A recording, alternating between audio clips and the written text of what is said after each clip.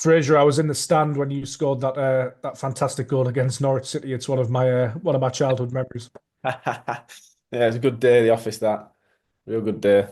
Just back from injury, I think, as well, weren't you at the time? Long layoff. Yeah, so I'd done my ACL for well twice back to back. Mm. I came back from the week before, and then that Norwich game was my second game, first start in forever. Yeah, it was incredible. I remember it well. Just on Sunderland at the moment, though, Fraser, you've obviously seen Sunderland go from the Premier League all the way down to League One, now Yeah. back in the Premier League again. What's impressed you most this season about Régis Le Bris's side and the way he sort of transformed the club? Um, obviously I played a few years up at Sunderland, and I think one of the main thing that stand out for me about the club is the fans, the people of the city. Yeah, I think it's the first place I went where I just saw everyone was just wearing Sunderland shirts, whether it were going to Tesco's or obviously going to the stadium. They just lived and breathed the football club. So, the atmosphere is frightening at the stadium. And then, with the signing of, I think the first signing of Xhaka, really set the tone for what they were going to be doing in the summer. I think a lot of fans were disappointed, Bellingham leaving because I went down to the playoff final and Mm. he was immense. He was brilliant, not just that game throughout the season. So it was worrying for him to lose him, but they've got Xhaka in the money that they got from Bellingham and the lad that went to Brighton, Watson, was it? Yeah, Uh, yeah. they were able to make some good signings, and I think that as the momentum, being back in the Premier League, getting some signings in is just carried them, and they're doing really really well so far. As a youngster, you were in some really talent-heavy dressing rooms, Manchester United, even some of the figures at Sunderland. How important is it as a young player to have a Granit Xhaka type figure at the club? Yeah, massively. You see a lot now. Teams they're trying to sign just young players, and that's great. But when times get difficult or you're in a new league or whatnot, you always need that bit of experience. Those Granit Xhaka type players that can, calm the storm. They can take the brunt of responsibility and let the youngsters, develop under less pressures and less stress. But yeah, I think you've got to have a nice blend of experience and youth to do well in any league. And Sunderland have built a decent reputation for developing exciting young players, particularly strikers. Obviously, Mayenda and Isidore. They've got Broby now as well. Do you think that model can keep working at Premier League level, or do you think they'll need a little bit more firepower sort of going forward into January? Maybe it's the hardest position to fill. I think everyone's looking for this striker that can score 20 plus goals a season, and there's not many of them about, and they come at a premium. So it's I think the way that they've got to do is just do what they're doing. The Brobbey from Ajax, he's a good addition to the squad. He's got some experience. He knows where the net is. But I think, like we're saying before about the whole squad, I think with the strikers, it's vital to have some experience and some youth in there as well. Because I remember when I first came through, had the likes of Solskjaer, Van Mm. Nistelrooy, um, Rooney, obviously was similar age to me, Tevez, bit older, Louis Saha. So you had great players to model your game out, ask questions, and them guys were expected to score goals. So the young boys didn't really have to as much. It was less precious. So I think, for now, I think Sunderland they keep buying the youngsters.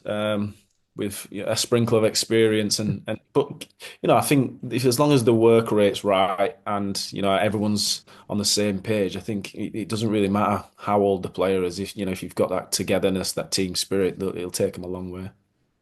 And obviously, you know better than most how powerful the Stadium of Light can be when it's rocking. You've also probably played there when it's been a tough place to play, also.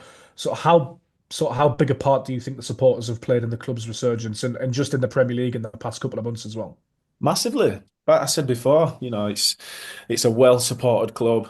People live and breathe football up there in the northeast. So if if you can get your stadium to be some sort of fortress, not just the way you're playing, but the sound from the stands and stuff, it's really difficult for some teams to deal with.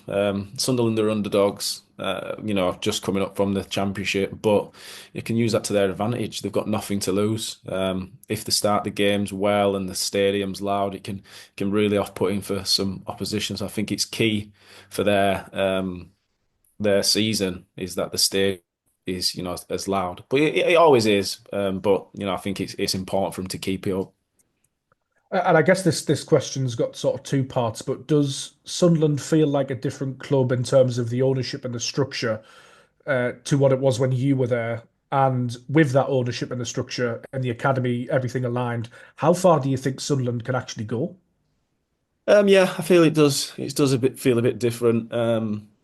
It's been a long time since I was up there, but it was good. It was decent for a long time while I was there. But now it seems like saying the recruitment, the way that they play the football, it feels like it could go a long way. If you've got the right people in place at the top, it filters down through to the team and even down to the academy. So it's a great project that they're on at the minute, and it all seems to be going the right way. They just got to keep winning the games of football, and I'm sure, they can. The sky's the limit for them.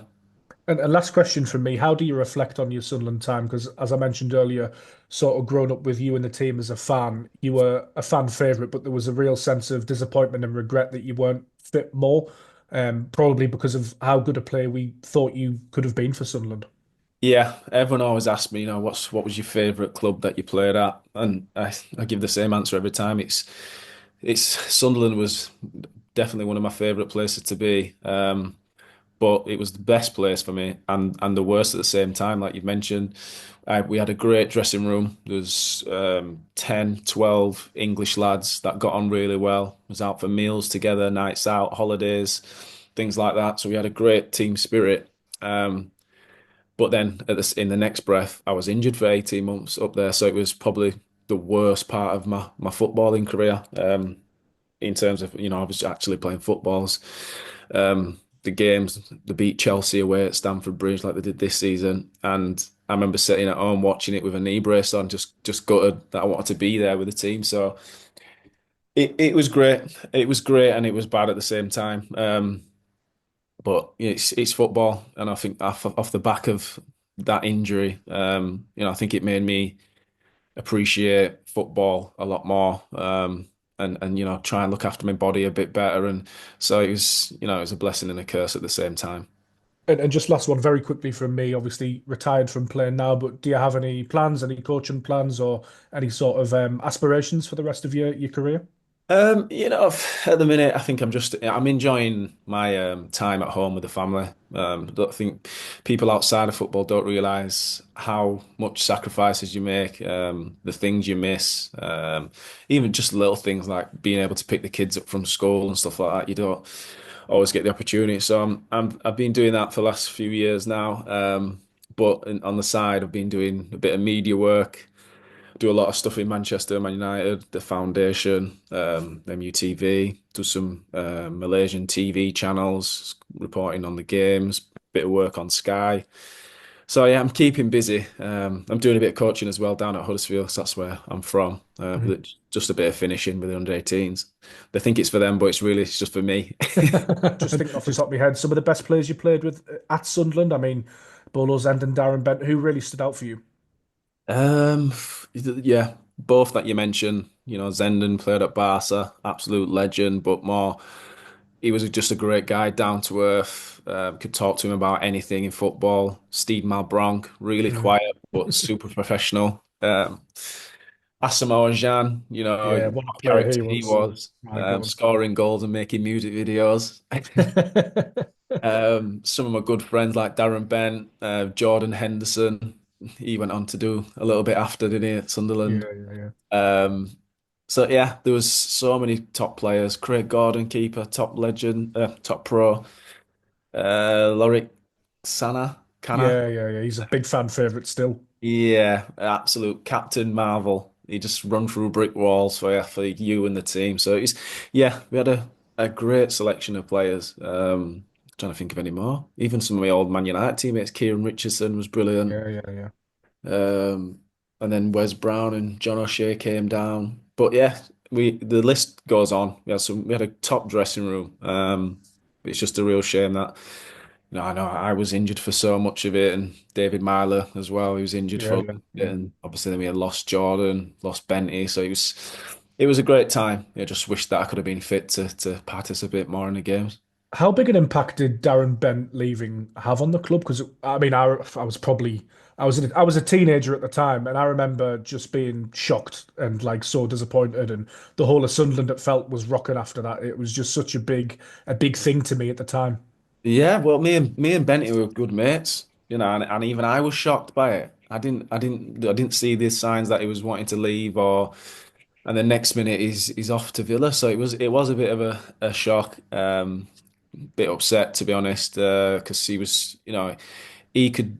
We had a great relationship, understanding on the pitch. We all run our socks off, and he'd guarantee us a goal. So.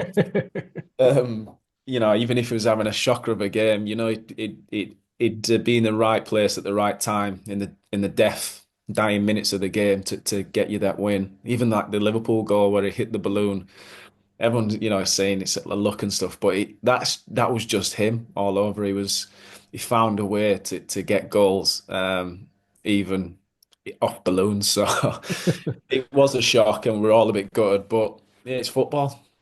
If you People had move. if you had to pick a favorite Sunderland manager, Fraizer, who would it be? Mine was Steve Bruce. I got on really well with him.